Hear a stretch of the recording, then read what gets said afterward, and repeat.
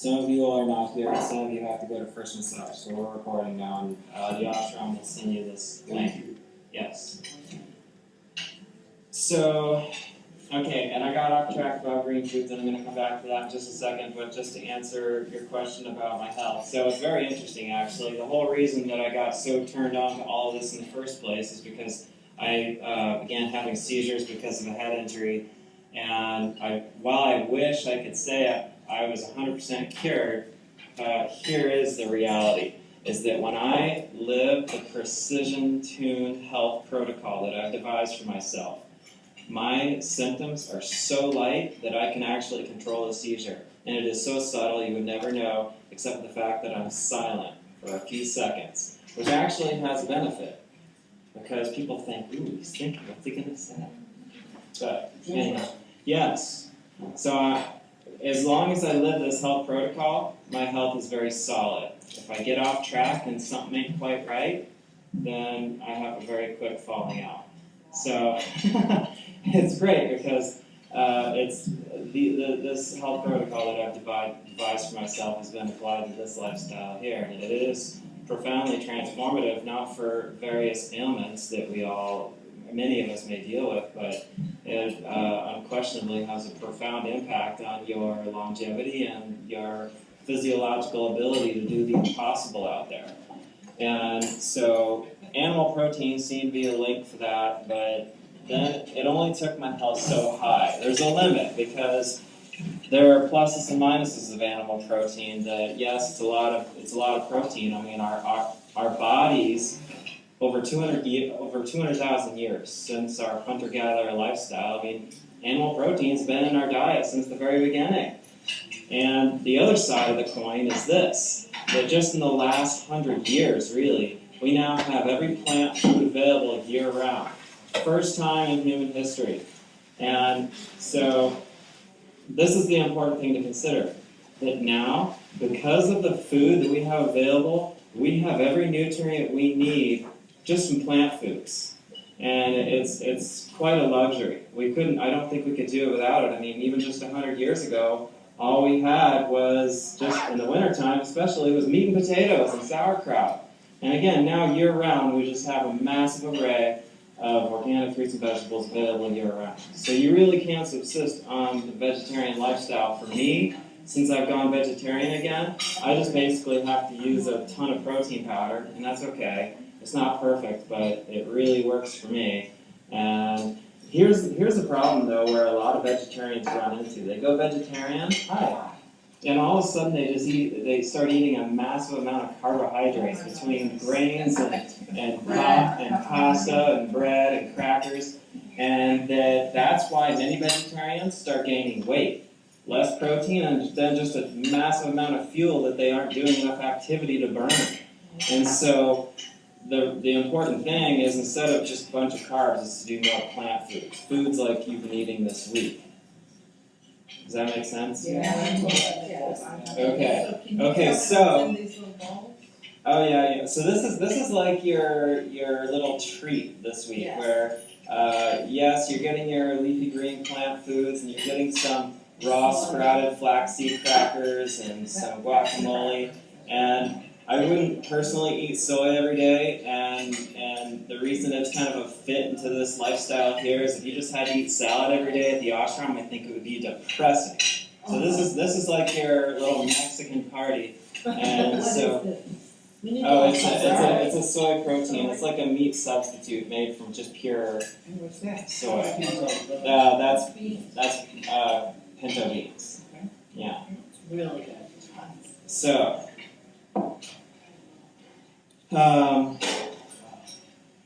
So coming back to the most important food we put in our body is any and every green food, okay? That would be kale, blue-green algae, arugula, spinach, mustard greens, parsley, cilantro, basil, okay?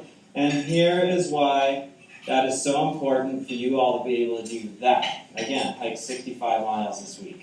Yes, again, it's the nutrients triggering your body to operate at its elite level. But here's the physiology. It's chlorophyll that is number one for pulling toxins out of the body. Okay?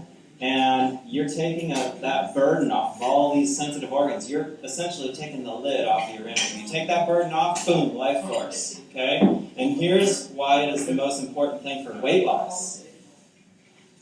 Your body's self-defense when toxins accumulate in your bloodstream from metabolic waste, from too much processed food, not the best air quality, not the best water quality, your body's self-defense is to suck up those toxins into your into your fat cells. That's why fat cells become engorged. Okay? What your body is doing is it's protecting all of these sensitive organs. Okay, so those toxins stored in your fat cells, and that's why fat becomes really stubborn. Even though you're doing an exorbitant amount of exercise, you'll have fat deposits in your body where your body ain't going to burn it because then it's dumping those toxins back into your bloodstream. Okay? So, you pull the toxic funk out, now that fat is just fuel. You have all this fuel accumulated on your body. Fat is fuel. Just like carbohydrates, they both burn the exact same. That's why you can subsist on a low-carb diet and have just the same amount of energy and endurance and stamina as you could on... If you have fat, right? Yes. Yes. Does that make sense? Okay. And I can't promise that everybody's going to lose weight this week, but I can promise that everybody's going to lose inches. The physiological reason is because you're burning fat and building muscle. So, does that make sense? Yes, absolutely. So massive amounts of green foods. I know you don't want to eat salads every day, but what you can even do is just open up your box of arugula and just take a massive handful and eat it. It doesn't taste bad. It's not like you always have to put lemon juice and olive oil on it. Yes. Always have it in your refrigerator and just eat a few leaves of kale, a handful of arugula, a couple leaves of mustard greens, collard greens, whatever. Drink your blue-green algae. Boom, your green drink in the morning. That's what it's all about. I take your pills every morning. I try it. Is that as good as drinking it? It's blue-green algae. Blue-green algae is actually the highest chlorophyll content food. That's why even just a teaspoon of the greens in a glass turns it so dark green that you can't even see light through it. That's chlorophyll. Chlorophyll is, again, in all living green foods. So whatever shape or form, more greens the better. Here's a perfect model to demonstrate what's going on inside the body. Look at the planet. What was the first life? Blue-green algae. Nothing could exist because it was too toxic from acid rain and volcanoes and meteors. And then 2 billion years ago, blue-green algae, this stubborn substance, started to grow. And it spread all over the planet very quickly because it soaks up toxins, poof, recycles it into oxygen. It started building the atmosphere so that other stuff could grow. It was like this gateway for life. And the same thing is happening in the body. Sucks up toxins, boom, opens up life force. Because you're taking, again, that subtle burden off of all these sensitive organs. You're taking that burden off, boom, everything works better. And even today, still, blue-green algae builds 60% of our atmosphere. I really consider it to be the most important substance for our planet, and really for our physiological health. Blue-green algae has been in the human diet all over the world for tens of thousands of years. Well, except for the last 100 years. And it really is important. There are a few other things I want to make sure I touch on. Again, I know some of you are going to the first massage. For those of you who just rolled up, I am voice recording this in the ashram. I'm just going to give you a link so you can hear it. So, fats, a hugely misunderstood subject. Okay? And this is really something that you need to integrate into your own diet. You actually have way more flexibility with the amount of fat that you have in your diet. That the zone diet, where you need to have 40% this, 30% that, 30% the other, disaster. Okay, 80-10-10. No. Every body type is so vastly different. Think about the Eskimos. They subsist on whale blubber. Their diet is 80% fat. They live extremely long lives. And then look at the Balinese. They subsist on rice and lentils, and they live long lives too. So every body type is totally different. The tricky thing is in our country, we are just like this huge melting pot of different body types. So you really just have to, I say, try it all and feel what's right for you. But we are built with that sense to instinctively know what plant foods, what diet protocol is ideal for your chemistry. And so what you essentially need to do, I mean, it's trial by error, but also you've got to trust your body's instincts. You will instinctively gravitate towards certain foods that are right for you. While you're here, you're going to have meals here that you are particularly akin to. You're going to say to yourself, I love that. That's your body's instincts. Now we're talking about, these instincts are, of course, navigating within the realm of whole plant foods. It doesn't apply to things like French fries and wheat bread and things of that nature, right? So, as far as the fat thing, back on track here, is that when you have the right fats in your diet, fats ain't making you fat. It has the opposite effect. Okay? This is why it has the opposite effect. Fat calories satiate your appetite, it curbs your appetite, and prevents overeating way more than carbohydrates. 100 calories of olive oil versus 100 calories of crackers. The olive oil would satisfy your appetite way more and prevent you from overeating. Law of human biology, and why exactly, I don't know. Both are fuel. Both are fuel.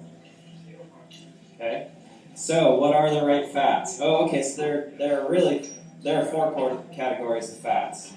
The two big categories, the healthy and unhealthy. What are the healthy fats? For the most part, raw fats, meaning they're processed at cold temperatures. A perfect example would be olive oil. Law of nature, you ain't ever going to make yourself fat on olive oil. It is a superfood. It's one of those foods where virtually the more the better. Like, hi, hey, what up, man? Can I interrupt for a second? Yeah, of course. Let's say goodbye, guys. We'll see you next time we come. Great job. Yeah. Good luck on that. Goodbye. We'll see you later. See you guys, man. Great Thanks, job. Yeah, yeah. Oh, you are? Yeah. Hey, you say that away.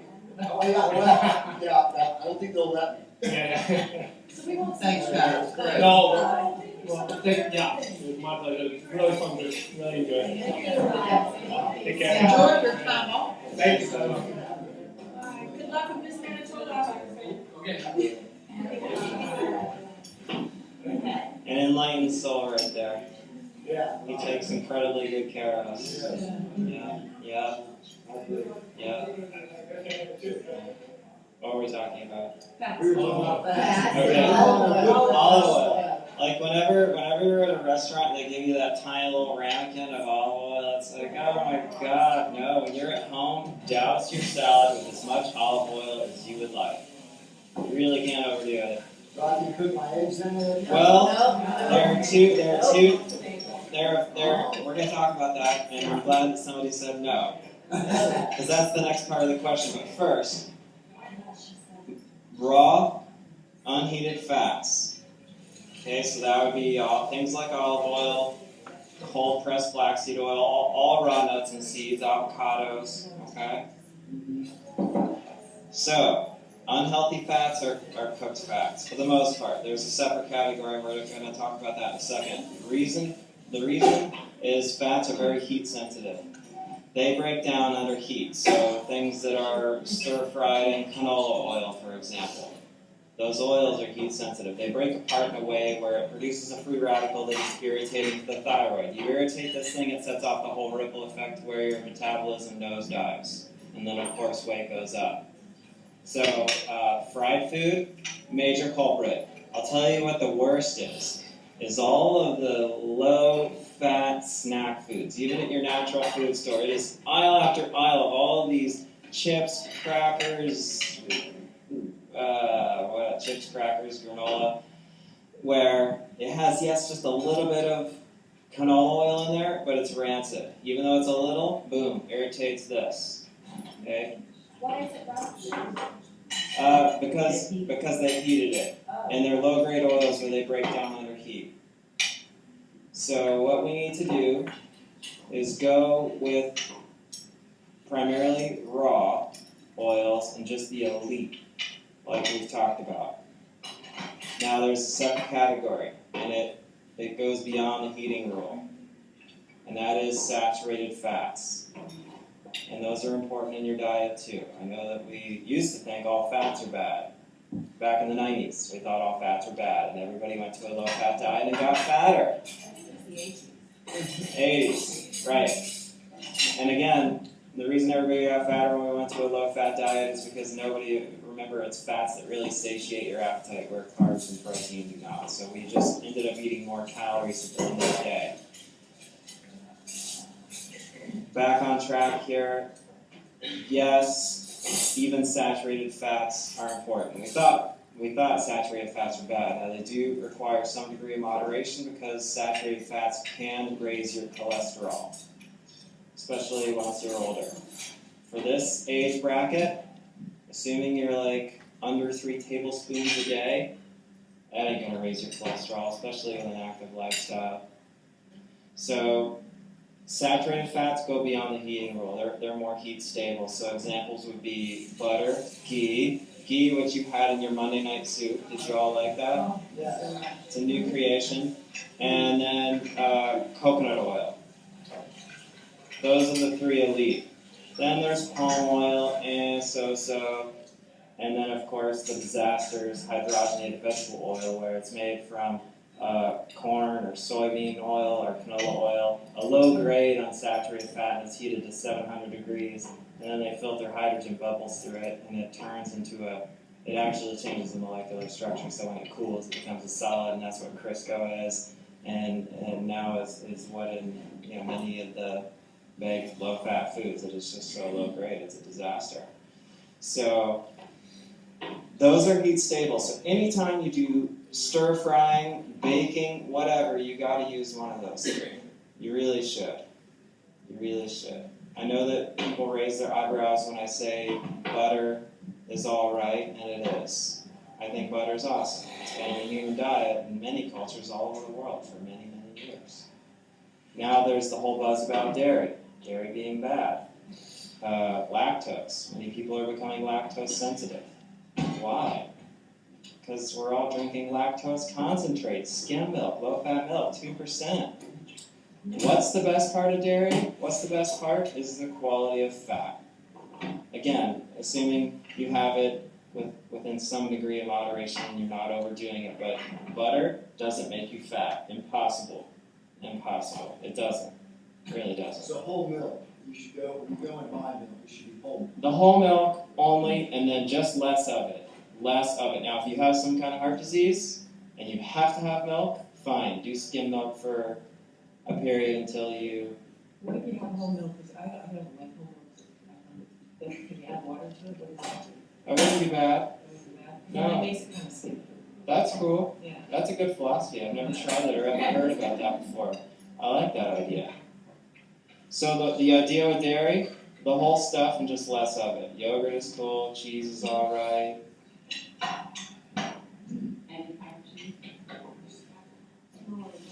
The other thing with dairy is more important than ever, organic.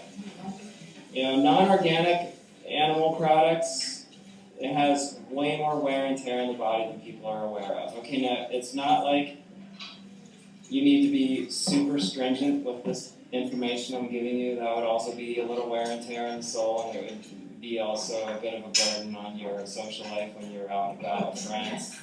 So we're just talking about your overall lifestyle. What are you doing at home? What are you doing about 70% of the time? Okay? And when you're out and about with friends, I say do whatever.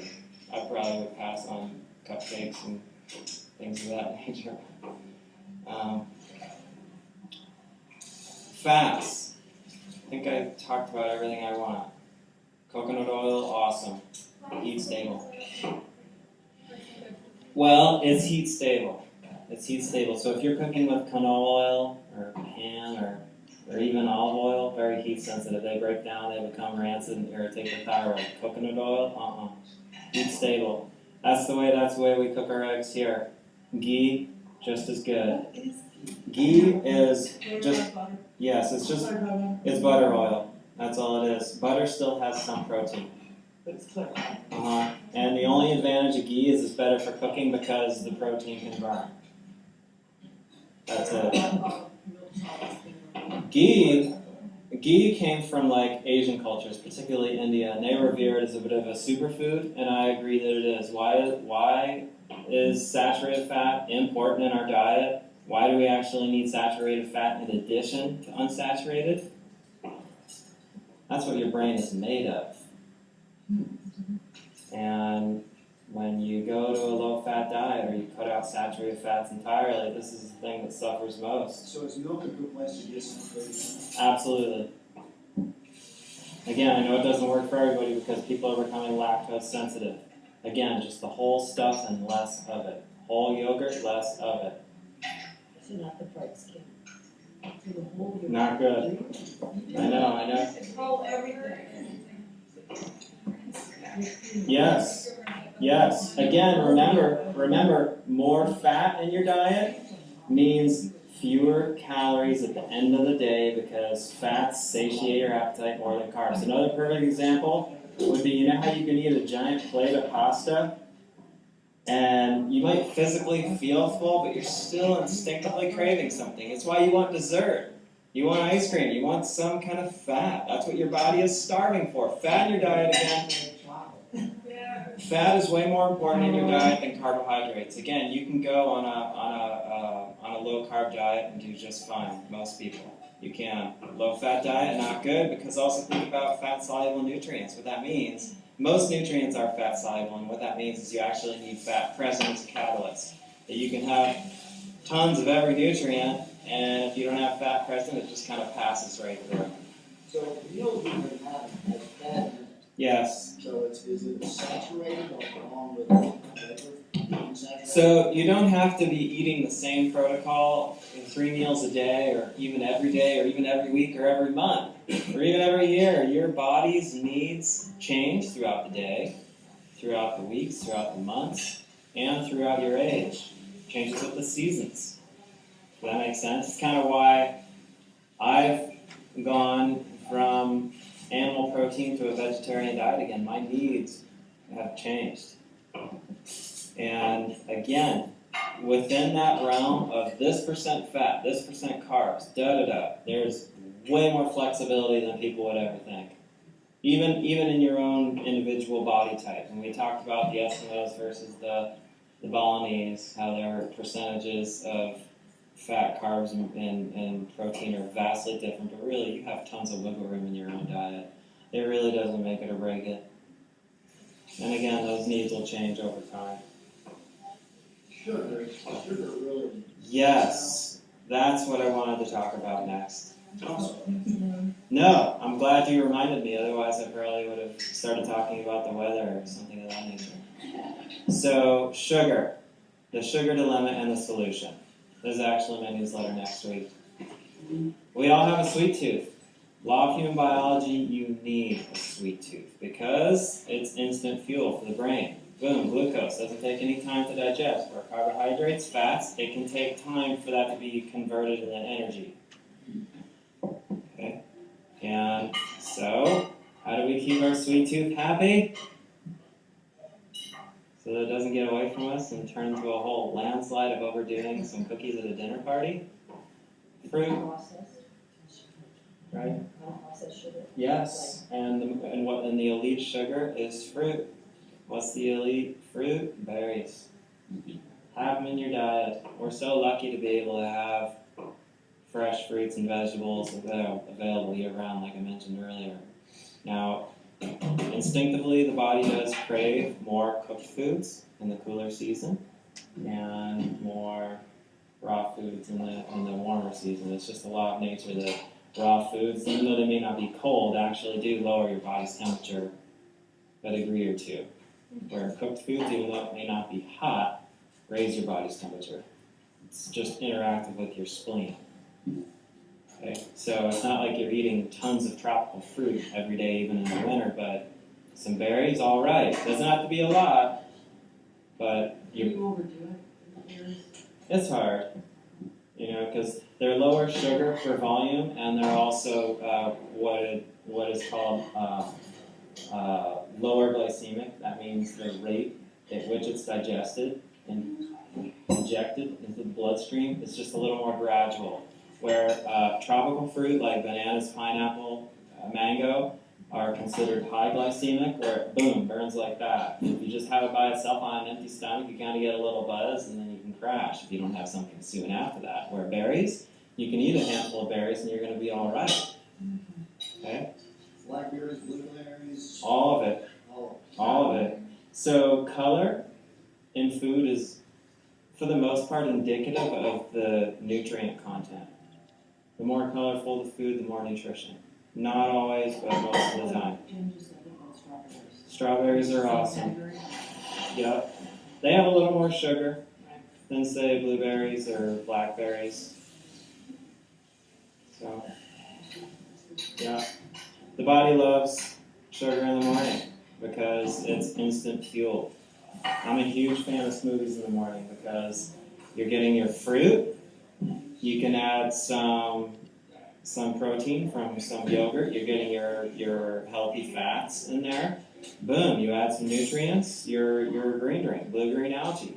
Okay, now we've kind of created this well-rounded meal where you get that instant brain fuel from the glucose, but it's sustaining because you're also getting some fat and protein. Does that make sense? Mm-hmm. Smoothies are awesome in the morning. You don't always want to make it cold. Like if it's a cold day, don't add ice cubes. But I'm a huge fan. So have a piece of fruit in the afternoon too.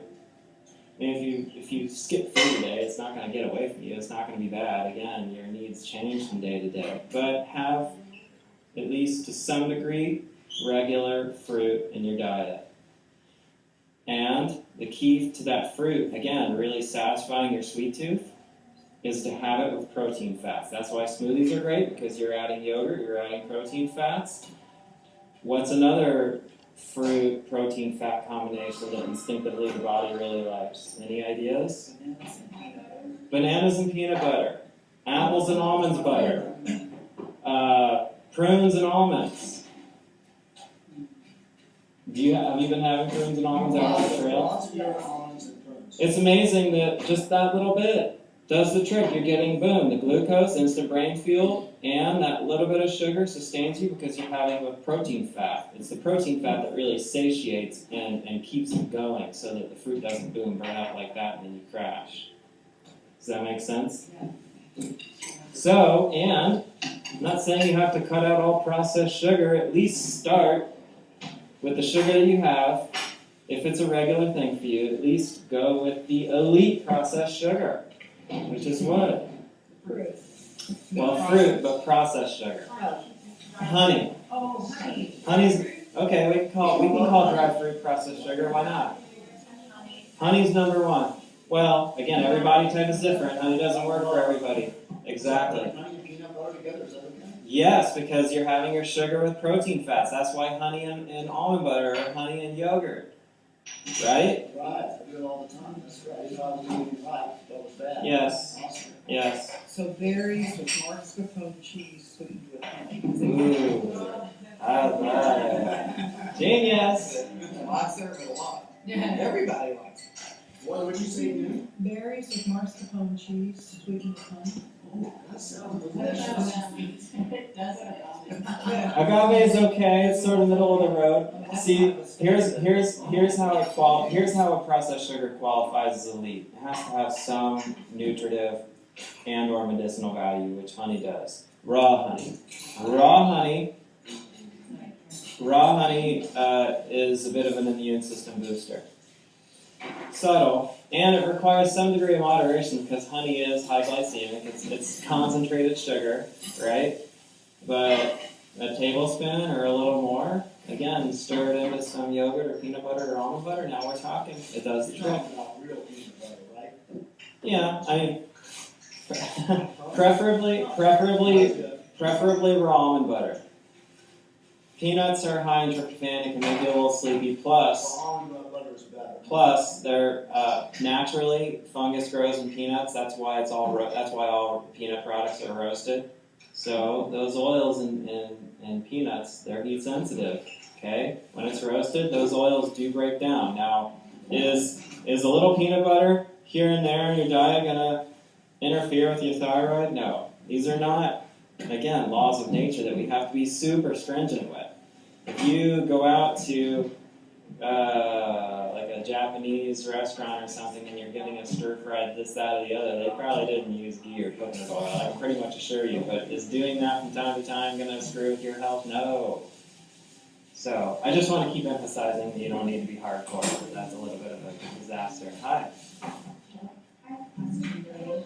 What are the other elite like honey? Okay. So honey I put at the top of the list. Maple syrup is cool. Really? It's somewhat mineral rich. Of course, we're not talking about Aunt Jemima. I'm sure she's a sweet lady. But real maple syrup is just tree sap. That's all it is. Tree sap. And tree sap is mineral rich. How do I find, is that some health food store automatically would be what you're talking about? Yes. It's sort of middle of the road. You know, I would say it's far better than cane sugar, but it doesn't have any medicinal value. You know, Maple syrup and honey, I consider those the two top. organic, uncooked. Yes. Uncooked maple syrup? All maple syrup is cooked. And you said uncooked. Oh, okay, yeah. Okay, raw honey. Raw honey, is that what you So call it? raw honey's hard, you say, right? Like, can you get, Oh no, it can be liquid. it can be liquid, Oh, so yeah. you can, We okay, need try to it. ask Gary about the. There are all kinds of different honey where some they actually like kind of bush up the honeycomb, which is wax, with beeswax, and it kind of makes it thicker. It adds a little more flavor. Personally, I'm not a huge fan of beeswax. It's not bad for you or anything, but it doesn't agree with my system very much. I like to just go cut to the chase and go for the honey. Yeah. Again, have it with some protein fats. That's what satiates. There's a lot of fat in it. Hi. It's so very good. Some did. Yeah, I always have zero.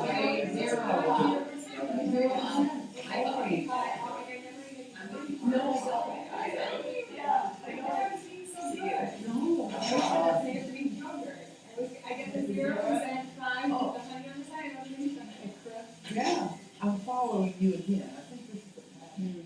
It is a pattern. So who is?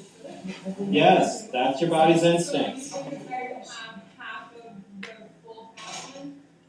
Absolutely. So little less. No. No, the full fat one, that's a lot of fat. It's almost as much fat as a protein. It's almost as much fat as a protein. Yes. Yes, I do. In fact, and it's all categorized. You don't get it anymore? Yeah? Well, you can jot your email down. Yeah, because that would be good. Like I can't. I'll tell you about my salad. Yeah. Homogenize it. I look, I'll be honest, my Oh. only fear of going back to the whole milk again, is I love it. So why? I love that Afraid too. it's Same a here. weird deal. Well, it's not weird. The milk from whatever animal has been in the human diet all over the world for many, many years. The body has adapted beautifully to it. Again, I don't think it's essential because, again, of all the plant foods that we have available year-round, but I still feel it has a role to play for many of us. So you just gotta be careful. And it's just the fat. You get calcium from everything, protein from everything. Milk protein, whey protein is actually not that great, that it can make you tired. Whey protein, as far as like a protein powder, disaster. Really? Constipating and it makes you tired. That's Best- in all my drinks. That's in all my drinks, no way. That's amazing. Yeah. I didn't know that. Not What do great. you use? Well, not to brag, but I'm all about sprouted grain protein. Rice, hemp. Teaching about that. Yeah. I used to. The whey protein is bad. I didn't know that. All my drinks. Now, it's chocolate. It tastes chocolate. The whey? That's chocolate, yeah. That's what it is. Do we all get our family? No. I'm the longest now. Okay. If you want, you can write your email down. I'll put you on the list. Sure. So I've had two questions, and I do articles that I email out monthly. And if you don't have to necessarily give me your email, if you also just go on my website, there's a blog page where I have all of these articles categorized, where I talk about fats, where I talk about this protein, where I talk about et cetera, et cetera. So What is your address? Infinity Greens. InfinityGreens.com. And that's on the bottom of the pill. When you One word or go back two to words? the green stuff, It would not form a case. like cave and things like that. Yes. When you cook it, does it take away all the nutrients? Some, but not the minerals. It's a very mineral-rich food too. You don't get the same benefit from the chlorophyll from the green quality, but it's still good. I just cooked myself a big pot of kale soup last night. So I do both. I have my cooked kale soup, and then I also just have a big handful of arugula that I eat. How did you get into this? Well, my own house, rebuilding it. No, she doesn't cook. I mentioned it. I must have not been. Oh, yeah. I got epilepsy from a head injury. And so by living a very stringent health protocol that I've devised over years and years, What service, what's it called? I rebuilt my health, and I was able to see, okay, this health practice has this much impact. Whoa, this one really works. And so, et cetera, et cetera. And then we've applied this health protocol to you guys. A friend of mine does one, but I was thinking it's I think it's Yeah. gourmet meals, but I'm not sure gourmet about meals, that. okay. And we're surviving the week. Yes, it's quite amazing what you can do.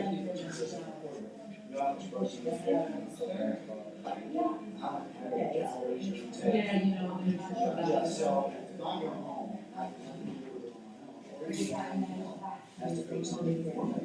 Okay. Oh, really? Oh, my Even though Michelle and Lisa are, so that's my grandmother. Listen, now if I'm working out really, Ava, she's a I'll take on shakes. Wow. Oh, wow. She really just looks alive. Her eyes are open, you know? Yeah. Feeling good today. She's only But I feel like. 8, 9 I wanna days go to the now. office. Okay. Put my head What's in, today's I date? feel tired. There's a 27.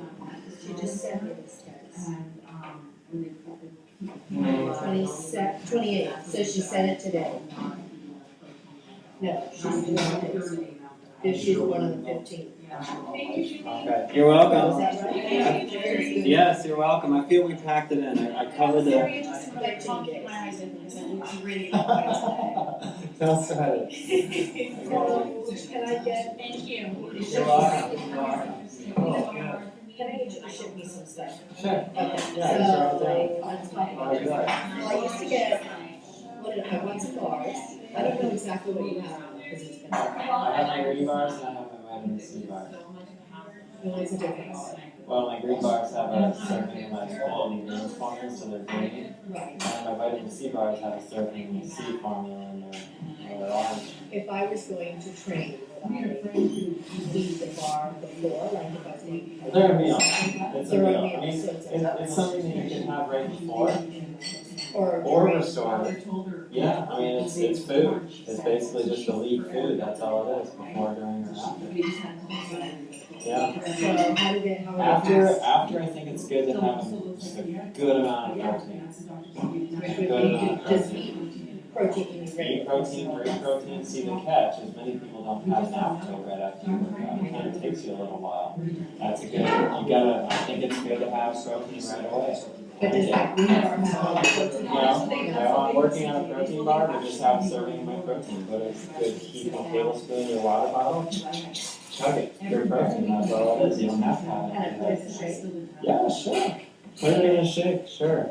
I just personally, right after working out, I don't want a shake. I just want a quick blast of simple protein, and maybe a half hour, an hour later, then I sit down and actually have a meal. So what's the best way for me to do it? Should I go online? Should I You go can just tell me what you want right now. Okay, so how does the bars come packaged? It's one of the boxes, yeah. Okay, I want that. Okay. And, Just the green or the seafood? Just don't even get with the skin. Um, You say something good. what's the difference? Well, the C bars are much lower calorie, they're just targeting our immune system. Then probably a box of fish, Okay, seeds and roots. okay. And then I want, container. So green, what are the greens?